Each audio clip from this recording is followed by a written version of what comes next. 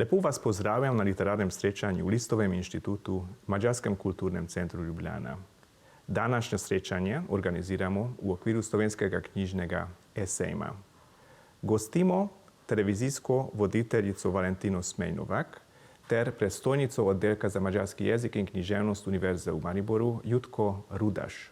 Tema današnjega pogovora bo roman pisateljice Magde Szabo, ki velja mogoče za eno najbolj prevajanih in najbolj uspešnih mađarskih pisateljic 20. stoletja. Pravkar je izšel v slovenščini prevod njenega romana Vrata, ki velja za pravo mađarsko literarno klasiko. Upam, da boste prebrali ta roman, ki je izšel pri založbi Piano, tudi vi, in upam, da boste uživali v današnjem pogovoru. Pozdravljeni gledalci, poslušalci nocojšnjega pogovora. Meni se bo nadaljavo pridružila dr. Jutka Rudaš, doktorica mađarske književnosti na Univerzi v Mariboru. Pogovarjali se pa bove o knjigi Magde Szabo Vrata.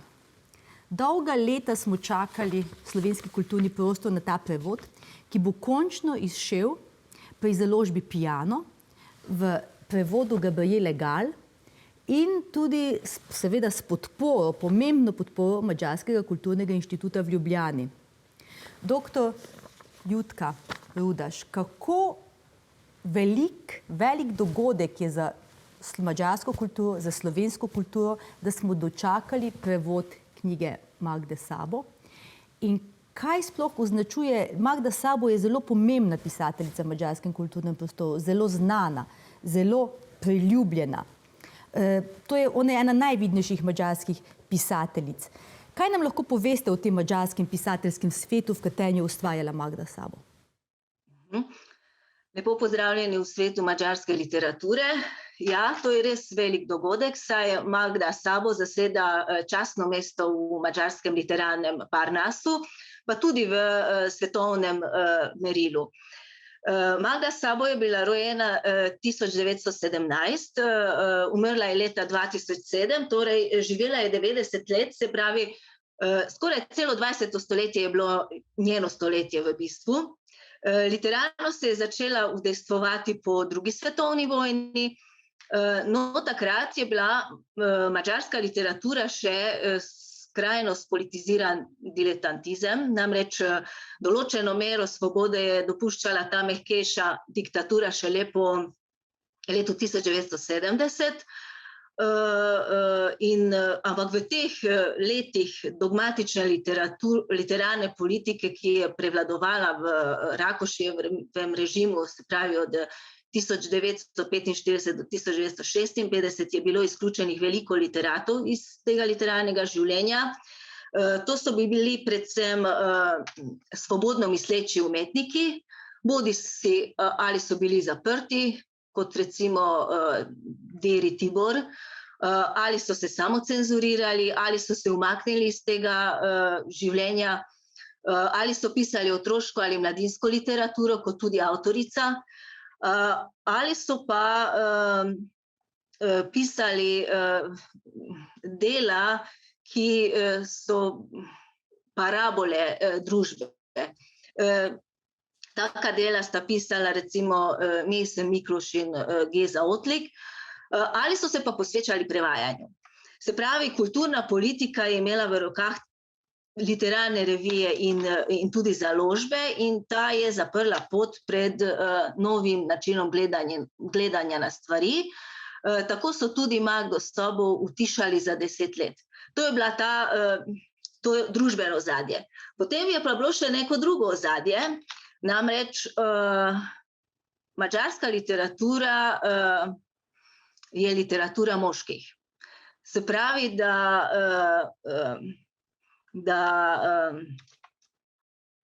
So pisateljice, ni bilo samoumevno, da je Magda Szabo izbrala tako življenjsko pot, ona je bila, če sem prav prebrala te njene biografije, pisateljica po poklicu. To je bilo njeno življenjsko poslanstvo. To je počela, tudi v času zatišja je pač počakala, da je lahko spet objavljala in nikoli ni počela kaj drugega, no, razen da se seveda je bila, preživljala se tudi kot predavateljica oziroma učila je na eni kalvinistični, se mi zdi, srednji šoli. To, da ni se odločila, da bi imela družino oziroma bila je poročena v neki intelektualni zvezi s pisateljem Tiborjem Sobotko oziroma prevajalcem tudi, ampak ona je bila nek lik, prepoznaven lik Madžarske tudi nekako s to svojo življenjsko zgodbo. Omenili ste svobodomiselnost prej. Ja, tako, se pravi, ona je bila pisateljica, to je bil njen poklic v bistvu. To je bil njen ontološki element oziroma strast. In ona se je posvečala samo temu pisateljevanju in v bistvu, kot iz njene biografije izvemo, pisateljevanja ni izbrala ona sama, ampak pisateljevanje jo je izbralo. To je podobno kot, ko mi izbiramo knjige, ne izbiramo mi knjig, ampak knjige izberejo nas. In vedno nas izbere v pravem trenutku in prava knjiga nas izbere. Zanimivo, omenjali ste tudi te okoliščine, kakšne so bili na Madžarskem med leti 45 do poznih 70 oziroma 80 let. Nekoč je Virginia Woolf, tudi, ki je imela tudi zanimivo življenjsko zgodbo, tudi njo so fascinirali ti ženski liki, ki je bila na prvih glasnic teh neodvisnih žensk, rekla, da ženska potrebuje za ustvarjanje lastno sobo in denar. Lastno sobo s ključavnico, kamor se lahko zaklene, in denar, da lahko ne nazadnje od tega živi. Kako se je lahko Szabólyeva preživljala s pisanjem na Madžarskem in kako težka je bila ta pot do te njene lastne sobe? Je imela ključavnico? Ja, težka je bila ta pot, ker ona je bila rojena v Debrecenu, to je na vzhodu Madžarske, ob romunski meji. In njen oče je bil velik intelektualec, ampak se je moral vedno podrejati družbi. In je hotel, da se njena hčerka izobražuje, naj bo svobodna, naj misli svobodno.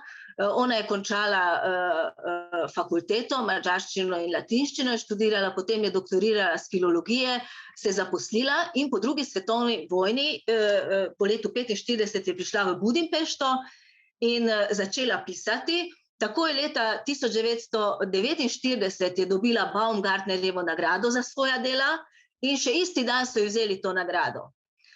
Zato, ker v bistvu ni spadala v ta politično-družbeni okvir. Bila je buržujka, bila je bogata. In kasneje se je poročila z univerzitetnim profesorjem in ona se je samo posvečala res pisanju in samo tej duhovnosti. V Sloveniji imamo podoben lik močne pisateljice, ki mogoče tudi nikoli ni doživela takega priznanja, kot bi si ga zaslužila, recimo Mira Mihelič, ki je bila prav tako, izhajala iz bogate meščanske družine, seveda sicer žalostno življenjsko zgodbo otroško, potem je tudi se nekako vzpostavila v tem literarnem svetu kot pisateljica, ampak mene je v prebiranju, imela je pa tudi ta ženski način opazovanja stvari. Velikokrat govorimo o ženskem pisanju, ko omenjamo ženske pisateljice. Tudi če gledamo dela Magde Szabo, ona je pisala o ženskah, tukaj počasi bomo prišli do teh vrat. Pisala je ženskam, pisala je za ženske. Kaj je značilnost tega njenega literarnega pogleda? Pisala je tudi za mladino, kot ste prej omenili, sploh v letih, ko je bila nekako obsojena na nek tip, ne bom rekla mavka, ampak samocenzure, če je želela preživeti v razmerah. Ja, v vseh njenih romanih je poudarek na vlogi ženskih likov, zlasti vprašanje njihove usode, vprašanje odnosov med spoloma, pa tudi pomen lika matere je zelo izrazit v njenih delih. Torej, ukvarjala se je z žensko usodo, se pravi, figure vpisujejo neko žensko izkušnjo. In prav zaradi tega te njene romane lahko interpretiramo tudi stališča feministične literarne teorije, čeprav je bila ona zelo proti temu, da bi bila feministična pisateljica. In velikokrat je citirala Kanta, ki pravi nekako tako, da literatura nima spola, obstaja ali dobra literatura ali pa slaba, ne. In če k temu dodamo še, da tudi madžarski jezik nima spola, ne. In v madžarščini uporabljamo samo besedo avtor. In če eksplicitno hočemo povedati, da gre za žensko avtorico, potem dodajamo to besedo ženska. In ko je ona leta 2003 za ta roman Vrata dobila najprestižnejšo francosko nagrado Femina v Franciji, in to nagrado večinoma podeljujejo ženskim avtoricam, ne. In v nekem intervjuju so jo vprašali, kako se počuti kot ženska avtorica. In potem je bila razburjena in je citirala naslednje, tu sem si izpisala, pa bom prebrala. Je rekla, citat: "V celem svojem življenju sem sovražila ženske, ki so bile samo ženske. Literatura je ena, rojevajo se pisatelji, ki so moškega spola, in rojevajo se pisatelji, ki so ženskega spola. Dober pisatelj je dober pisatelj, slab pisatelj je slab pisatelj." Konec citata. Se pravi, da je ona bila feministka na tak način. Toda kljub vsemu, zdaj bomo pa počasi odprli ta vrata, ki se končno odpirajo tudi slovenskemu bralcu v njegovem materinem jeziku. To ni prvo delo Magde Sabo, ki je prevedeno v slovenščino, že prej je nekaj del bilo prevedenih, ampak vseeno to delo Vrata ima na madžarskem poseben status. Išlo je leta 1987 in zdaj začneva takoj, na teh obeh straneh teh vrat se znajdete ženski. Ženski, ki izhajate iz različnega okolja. Na eni strani imamo, tu mogoče ta avtobiografska nota, pisateljico, ki se vrne po 10-letnem zatišju, se odloči, da bo spet pisala. Sicer ne razdela natančno, kaj je bilo vzrok temu zatišju, ampak recimo pozornemu bralcu oziroma bralcu, ki pozna življenjsko zgodbo Magde Sabo, verjetno sklepa na to, da je šlo to za ta molk, na katerega je bila ona obsojena po odvzemu te nagrade. Živi z razumevajočim možem, ki sicer ni močen lik v romanu. Ne, vsi njeni liki so, moški liki so šibki, ženske so močne. Ker sploh pri tej pisateljici stopi nasproti vrat še ena še močnejša ženska. Zagonetna, pomočnica hišna, nedoločenih let, v določenem trenutku pravi, mislim, nisem nikoli vedela, koliko je stara, ampak izkazalo se je, da je zelo stara, ko je nekoč videla, ki je redkobesedna, ima nenavadne navade, ampak druži pa ti dve ženski, čeprav nimate podobne življenjske zgodbe, nimate podobnih življenjskih nazorov, kaj šele statusa, ju pa druži to provincialno zaledje. Obe prihajate z določenega dela Madžarske. Zdaj, kam so ta vrata postavljena in metafora česa vsega so? Imajo avtobiografski element, ampak nekateri pravijo, to je zgodba Madžarske. Aha. Tako, na eni strani je gospa, na drugi strani pa gospodinja, ne. Gospa je pisateljica, ki 24 ur tolče po pisalnem stroju, ukvarja se z duhovnimi zadevami, dobiva nagrade, gre na televizijo in tako naprej, živi z možem, univerzitetnim profesorjem, na drugi strani pa je gospodinja s 3 razredi osnovne šole, ki kuha, pere, lika in tako naprej, pospravlja. In knjiga na vsaki strani preizprašuje, kaj ju sploh povezuje. Kaj povezuje ti dve ženski? Odgovor je tako enostaven in tako globok. Duša. Duša je tista, ki povezuje ti dve ženski. In v bistvu roman Vrata se spušča v najglobje plasti in pasti človeške duše. In prav ta topos je v tem romanu presenetljivo lepo fino upodobljen. Ta zelo intimna povezanost dveh oseb. Lahko bi rekli, da je to ljubezen, ampak neka čudna ljubezen je to, neka odvisnost med njima. In Sabojeva to soodvisnost ali odvisnost teh dveh žensk izriše do ponatankosti. Zdaj, naslov knjige Vrata. lahko na več načinov interpretiramo, ker to je tudi tako večplastna knjiga, da zahteva več interpretacijskih možnosti, ne? In to je prepuščeno vsakemu bralcu, ne? Koliko bralcev, toliko različnih interpretacij. Ampak vrata na eni strani imajo pravi pomen besede, na drugi strani pa imajo preneseni pomen, ne? Vrata so tista, ki jih zapremo za sabo in nihče ne ve, kaj se skriva za zaprtimi vrati, ne? Branimo svojo samoto in nemočno bedo, piše v knjigi.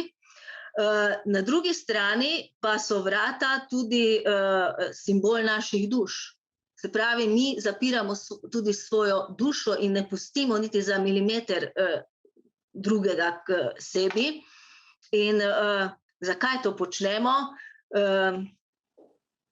Psihološko, na psihološki način Magda Sabo lepo to počasi razbira in odpira ta vrata. Po drugi strani so vrata v tem delu, kot si že omenila, ne, družbeno-zgodovinsko ozadje, so ta vrata tudi simbol nekega komunističnega svetovnega reda, vrata kot železna zavesa. Se pravi, da ta naslov vrata ima zelo širok in velik pomen v tej knjigi. Ja, seveda, so tam tudi, kot si rekla na začetku, dobesedno ena vrata, ki so zaprta, skozi katera nišče ne sme stopiti, to so vrata gospodinje, ne, gospa in gospodinja, si na začetku izpostavila to dihotomijo, ki nastopa v tej knjigi. Gospe je ime Magda. Ne, ne vemo, kaj je ime, na koncu se izkaže, da je Magduška, ne? Ja. Da je Magduška pomanjševalnica Magde. Ne? To je ta avtobiografski moment. Sicer so vse njene knjige avtoričine kvazi fiktivne avtobiografije, ne? Ampak ker je knjiga, ker je roman fikcija, ne moremo reči, da je to življenjepis. Ampak se te realije iz njenega vsakdanjega življenja in iz družbenih okoliščin se na nek način prepletajo in se vtapljajo v to tekstualno polje, ki je fiktivno. In ta fikcija in ta realnost je tako močno prepletena, da resnično daje videz romanu in ne življenjepisu. Recimo že samo to, ki si omenila, kje se sam roman dogaja. Roman si seveda kot vsi velika literarna dela sproti ustvarja svoj prostor, sproti si riše svojo krajino, riše tudi eno večjo parabolo madžarske zgodovine. Ampak nisem uspela, recimo anglosaksonski bralci pišejo o tem, zgodba se dogaja na vasi. Jaz sem imela občutek, da se zgodba dogaja vendar na eni ulici nekega velemesta, zato ker gre za izrazito meščansko okolje. Predstavljala sem si kako ulico v Budimpešti, v nekem predelu, kjer so vile, ena vila, druga vila, potem ta mikrokozmos ljudi, sosedov, ki se vzpostavi. To je urbana literatura, ampak lepo kaže to srednjoevropsko izkušnjo naših mest, ki so urbana, ampak imamo še čevlje, še nas drži zemlja, prst podeželja in nosimo te svoje podeželske zgodbe v mesto in zato so ta naša srednjeevropska mesta drugačna. Ja, ampak potrebno je še reči, da se to delo dogaja v 60-ih letih. Ne? V 60-ih letih je mesto še ni bilo tako, kot je sedaj mesto, ne? Tudi Budimpešta, ne? Ampak zdaj konkretno to delo, ne? Če se pogleda realija, se dogaja v Budimpešti, v ulici Julija Uco. Tam so te vile, ki so jih zapustili Judje, madžarski Judje, ki so umrli v koncentracijskih taboriščih. Se v knjigi tudi piše, da tudi ona stanuje v enem stanovanju od Eve Grossman, katerih starši so se izselili po drugi svetovni vojni. Oni prišli so iz Auschwitza domov, ampak so potem videli, da ta režim je enak, kot je bil v Auschwitzu v bistvu, in to Imre Kertész lepo piše v Brezusodnosti, ne? Da je prišel iz enega nesvobodnega bivanja v drugo nesvobodno bivanje, ne? Iz holokausta v komunizem ali v diktaturo. No in se pravi, prostor je Budimpešta in ta hiša Judov, ne, in ona stanuje tudi v tej hiši in to hišo oziroma eno stanovanje in to stanovanje ji plačuje ta Eva Grossman, Judinja, ki živi v Ameriki, ker je to stanovanje ona podedovala, ampak ker jo je pred drugo svetovno vojno skrivala v domačem kraju na podeželju, ji daje zdaj to uslugo, ne, ta Eva Grossman. Tako se tudi pokaže to bolečo zgodovino Budimpešte. Zanimivo je, nismo Slovenci, Slovenci smo ga dobili zdaj prevod tega romana. V angleščino je bil roman preveden prvič kmalu po izidu, drugi prevod je pa doživel pred 10 letjem in pol, leta 2005, mislim, takrat je tudi požel veliko literarne pozornosti. Recimo leta 2015 je New York Times razglasil za najboljšo knjigo leta. Kar je nenavadno, sploh če poznamo ameriški knjižni trg, vemo, kako malo knjig je sploh prevodne literature, ki sploh pride na ameriško tržišče, kaj šele knjig, ki bi bili prevodna literatura in bi se recimo prebrali, izdali več kot kakih 1000 izvodih, da bi bili tako vidni, tako opazni in tako, da bi zaznamovali publiko. Marsikateri od teh ameriških bralcev je potem povedal, to je knjiga, ki mi je povsem spremenila pogled na svojo žensko izkušnjo, na mojo žensko, se marsikateri od bralk. Popolnoma mi je spremenila pogled na življenje. Ne moremo pa mimo še ene literarne vzporednice, kaj se je še takrat dogajalo tudi recimo na svetovnem knjižnem trgu. Še ena močna literatura je bila takrat prevedena, to so bile knjige Elene Ferrante, Genialna prijateljica oziroma tetralogija, neapeljska tetralogija, ki prav tako opisuje žensko razmerje med dvema najboljšima prijateljicama. Tudi je postavljeno v povojno Italijo, recimo Vrata se dogajajo 2 desetletji, od 60. do 80. let v ulici Budimpešti, kot smo zdaj razjasnili.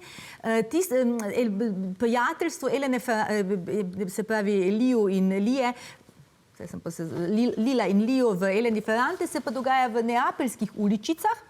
In je prav tako skozi to Elena Ferrante riše zgodbo Italije, ampak skozi optiko ženskega razmerja. In marsikdo je potem ugotovil, kaj brati po Eleni Ferrante. Tu je nekaj drugega, je Magda Sabo, ki je pa uspelo to narediti na 200 stranih. Elena Ferrante je mogoče potrebovala 1500 strani. Kot literarna poznavalka, kaj se vam zdi, kakšne so te vzporednice? In seveda ste Magdo Sabo zelo brala sem, ja. Sporednic ne bi iskala, ampak na to temo sem videla dva zelo dobra citata iz knjige, pa bi to rada prebrala. Z veseljem, prosimo. Hvala, ja. Citiram, se pravi, gledala sem za njo in premišljevala, zakaj se me oklepa, ko sem tako drugačna od nje. Nisem razumela, kaj na meni imam rada. Že sem pisateljevala, bila sem še mlada, nisem do konca analizirala, kako nelogična, nepreračunljiva strast s smrtonosnim tokom je privlačnost. Čeprav sem poznala grško literaturo, ki ni uporabljala ničesar drugega kot skupno sekiro, ki se zabliska v sklenjenih rokah strasti, smrti, zaljubljenosti in ljubezni. In še en citat. V študijskih letih se mi je Schopenhauer zdel grozljiv. Pozneje sem spoznala, da moram iz njegovih tez sprejeti to, da je vsak čustven odnos možnost za napad in čim več ljudi spustim v svojo bližino, se mi po toliko več kanalih lahko približa nevarnost. Ni mi bilo preprosto spoznati, da moram odslej računati tudi z Emerenc, njen obstoj je postal element mojega življenja in vnaprej me je groza misli, da je lahko nekoč izgubim, če pa jo preživim, se bo povečala skupina senc, katerih vse prisotnost, ki se ne more nikjer določiti, vznemirja in spravlja v obup. Konec citata. Pravzaprav mitsko globino v zgodbi najdemo v neki samouničujoči iskrenosti, v ljubezni, v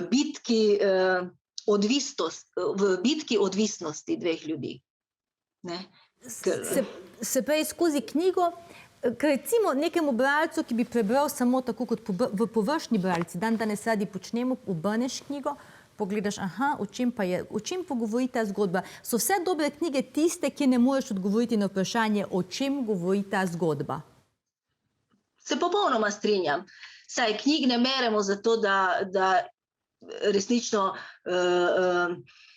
zgodbo povemo. Saj, kaj je pa zgodba, ne? Tista prava knjiga je tista, ki nam služi kot neka optična naprava, da v njej beremo svoje lastno življenje ali pa delček svojega lastnega življenja ali pa nek fragment svojega lastnega življenja. Ne? In to je bistvo vsake literature, neka strast in neki stavki, nek filozofski diskurs ali neka lepota, ki je v literaturi, ne pa tista zgodba. Saj v tej knjigi tudi ni zgodbe. Kakšna zgodba je tu? Tu so sami neki fragmenti razmišljanja, monologi. Zelo jasna in zelo močna zgodba, s katero se vsak prepoznava. In a ni to prav tista univerzalnost ženske izkušnje, ki jo znajo te mojstrske pisateljice tako popisati? Recimo, če nam še pri Ferrantejevi ni bilo jasno, kako se lahko identificiramo z neko zgodbo, ki je nastajala, vznikala v popolnoma drugačnem kulturnem okolju, ne? Recimo neapeljskem. To je vseeno kulturno okolje budipeštansko, ki nam je blizu, kulturno okolje tega srednjeevropskega prostora. In na Madžarskem je ta knjiga pravi, a je to že pop fenomen, je kulturni fenomen, obstaja neko glasovanje za najknjigo Madžarske oziroma knjigo, ki jo imajo madžarski bralci najraje, in tam si ob Harry Potterjih in Gospodarjih prstanov, se pravi teh globalnih fenomenov, vrata Magde Sabo, ta intimni dragulj na vsega dobrih 200 straneh, uvrstil na 6. mesto. Kaj to pomeni? Ja, očitno je knjiga zelo dobra, ne? In v knjigi se prepoznamo in književnost obstaja do takrat, dokler v književnosti nekaj vidimo za sebe, nekaj razberemo, ne? Da je nekaj aktualnega za nas, ne? Tisto politično ozadje, recimo, kar je bilo takrat, je tudi kasneje vidimo, da je podobno, ali bo, ali človeška duša ostane ista. Ne? Dober človek je dober človek po duši, slab je slab, ne?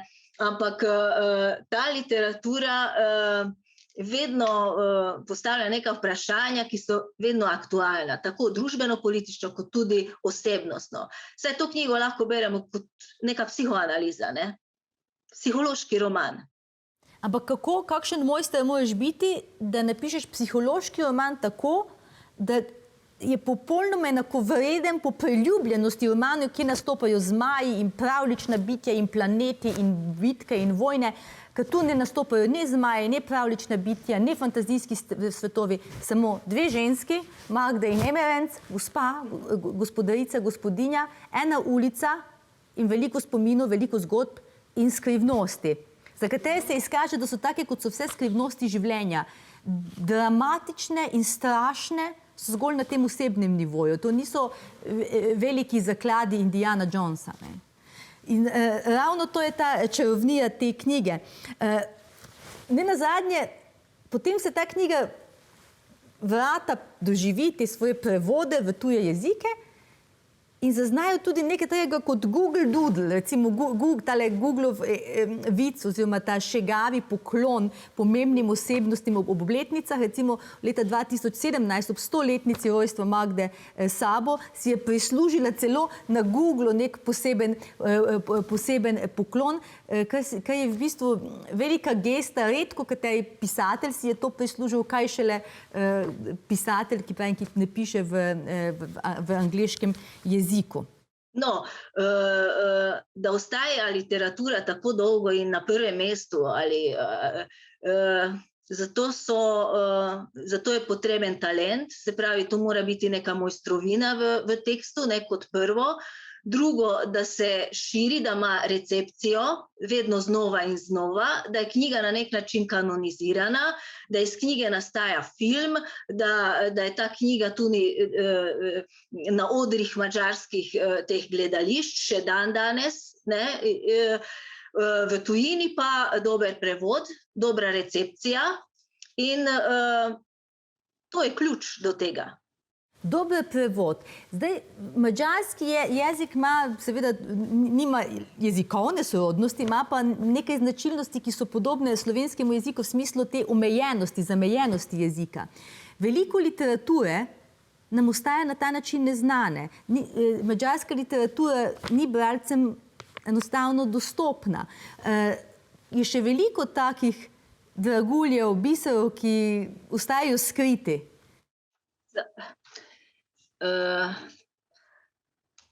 To je, ni napaka, ampak to je slabost malih jezikov, ne.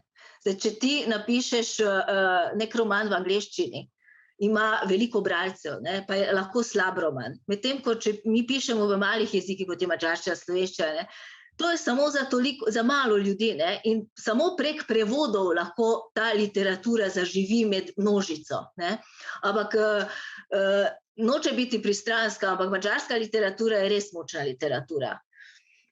Tu so zdaj tudi sodobniki so zelo močni. Madžarska literatura ima Nobelovega nagrajenca iz leta 2002, Imreja Kertésa.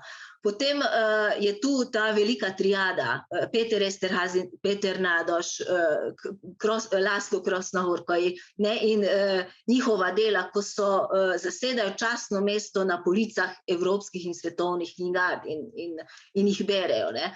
To so recimo Harmonija Celestis, potem Vzporedne zgodbe, pa Vojna in vojna László Krasznahorkaja. Se pravi, da je neka subtilnost v teh madžarskih tekstih oziroma madžarski književnosti in literaturi. Ampak, ker je pisana v tem malem jeziku, je pač manj brana, ne. Morajo biti literature malih jezikov dosti bolj trpežne v odnosu do časa. Tudi Šandora Maraja, recimo, odkriva svet z zamikom, počasi pronika. Z velikim zamikom, ne, ker Šandor Maro je deloval tam v 30 letih 20. stoletja, ampak njegova dela so preplavila Evropo in svet po letu 89, ne. Takrat so izdali to knjigo v slovenščini je šla knjiga Zeli. Sveče so dogorele,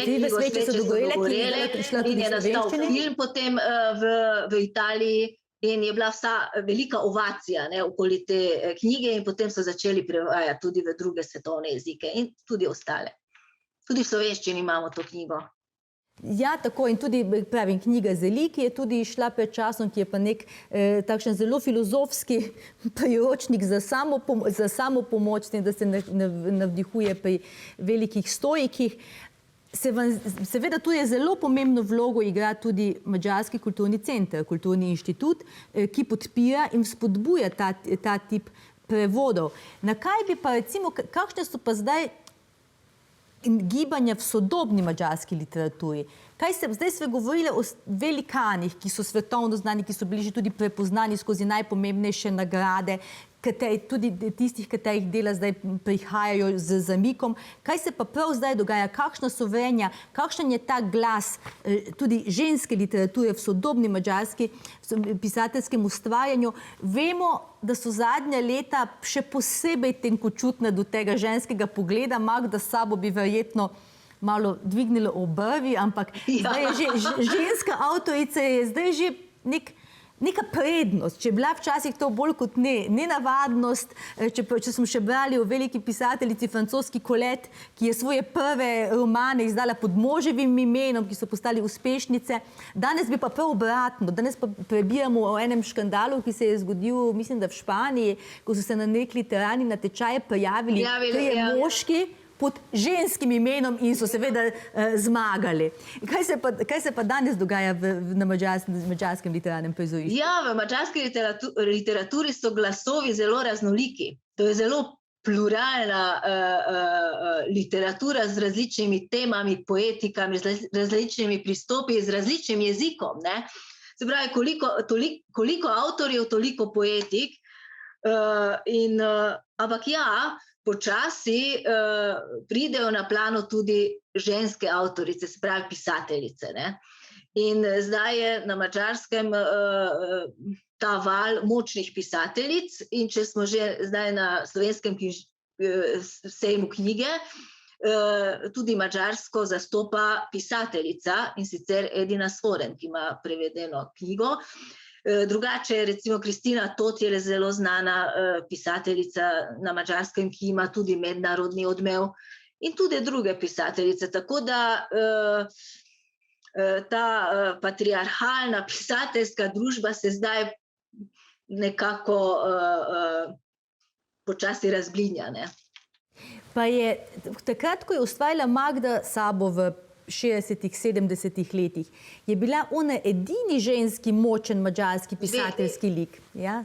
Dve ženski sta bili v tistem obdobju, med množico moških, ona kot romanopiska, se pravi Magda Sabo, in Agnes Nemeš-Nagy kot pesnica, zelo velika pesnica, ena največjih madžarskih pesnic. Se pravi, oni dve tam od 50-ih do 70-ih, 80-ih let sta obvladovali madžarsko literarno prizorišče, vse ostalo je bilo v domeni moških. Omenili ste zelo pomemben izraz, obvladovali sta literarno prizorišče. A je šlo to za, vemo, da je takrat bila neka oblastna struktura na Madžarskem, ki ni bila nujno taka, kot ste bili njeni predstavnici, ti dve omenjeni ustvarjalki. A je šlo za razliko med tem simbolnim obvladovanjem, ste bili zgled novim generacijam in tista uradna linija je pa imela druge vzornike oziroma druge tiste, ki so pa vlekli vrvice moči. Ali je bil ta simbolni vpliv tako močan, da ste zasenčili vse drugo? Ne vem, če bi bil ta simbolni vpliv. Ne, ni bil simbolni vpliv. Ampak enostavno ni bilo pisateljic. Ste bili tudi zgled verjetno pisateljskim ustvarjalcem? Tudi. Popolnoma enakovredni. To ni bilo podrejeno pa nadrejeno področje. Popolnoma enakovredni ti pisateljici pisateljem. Spravi, tu ni bilo. Ampak enostavno ni bilo pisateljic v tistem obdobju. Niti pod, niti nad tem površjem, ne, literarnim. In kako so pa zmeraj, v takem času, ko ste omenili, je čas knjižnega sejma, tudi v Sloveniji pretresamo te bralne navade slovenskih bralcev. Založniki si želimo, da bi ljudje več brali, da bi kupovali več knjig. Kako pa kaže knjižnemu trgu na Madžarskem? Dosegajo tam, ko beremo biografije Magde Sabo, imamo občutek, da je imela celo, lahko bi rekli, zvezdniški status. Bila je prepoznavna, bila je zgled. A je še mogoče, da tudi te sodobne pisateljice, da imajo prepoznavnost, da prodaja že njihovo ime, da se čaka, kdaj bo ta knjiga išla, kdaj bo prišla na police? Kakšna je bralna kondicija madžarskih bralcev? Zelo visoka. Na zelo visokem nivoju je bralna kondicija madžarskih bralcev oziroma madžarskih ljudi. Madžari resnično berejo in kupujejo knjige. In to je en čuden fenomen. Knjige berejo v metrojih, berejo vse povsod, starejši, mladi in za čuda tudi sodobni ti avtorji imajo svoje bralce. Poznati so. Madžari jih poznajo. Se pravi, ne samo tiste tradicionalne, recimo Magdo Sabo, pa tisti, ki so že umrli, ne, sodobnike poznajo. Recimo en Peter Esterhazy, zdaj je že umrl, zdaj je pokojni, njega so vsi poznali na Madžarskem kot avtorja in je bil sodobnik. Ali pa recimo Petra Nadoša, ali pa tudi manjših oziroma mlajših teh pisateljev. Ne vem, če je kakšen Madžar, ki ne pozna Kristino Tot. Tudi Slovenci imamo močne pisateljske like, tako pri nas vsi poznamo Gorana Vojnovića, recimo, to so tudi imena Draga Jančarja, to so imena, ki odpirajo vrata, bom tako rekla, da se spet vrnemo k naslovnemu delu. Kaj pa pomeni zdaj vam osebno, kot poznavalki in ljubiteljici madžarske literature, da bodo vrata končno spregovorila slovensko?